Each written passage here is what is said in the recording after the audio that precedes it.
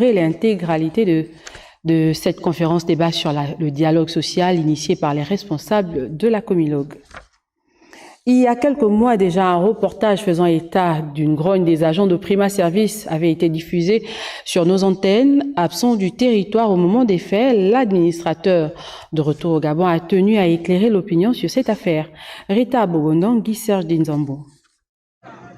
Ils avaient pris d'assaut les locaux de Prima Service, cette société qui les employait. En ce temps-là, 6 anciens agents revendiquaient entre autres plusieurs mois de salaire impayés. Pour faire taire toute mauvaise langue, l'administrateur directeur général explique ici les raisons qui ont entraîné ce désagrément. Depuis la crise sanitaire de la Covid-19, l'entreprise est en difficulté. Nous sommes payés pour la prestation fournie. Le paiement des taxes de CNSS et de CREMGS s'effectuaient par moratoire. Malheureusement, avec le contexte difficile et la conjoncture de l'entreprise, les moratoires ont été mis en place et j'ai du mal à respecter les délais de paiement. Loin de se donner bonne conscience, c'est visiblement un chef d'entreprise qui reconnaît les torts causés et s'engage à y remédier. Je suis une entreprise citoyenne. Ils ont fait confiance à cette entreprise et l'entreprise a fait confiance à ses employés.